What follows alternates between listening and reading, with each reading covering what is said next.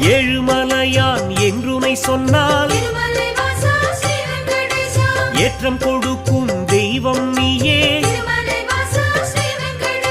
வாழும் வரையில் உனை மறவேனே. வைகுண்டவாசன் புகழ் உரைப்பேனே. சூழும் இருளை போக்கிடுவாயே. சொர்க்கத்தில் நல்ல இடம் தருவாயே.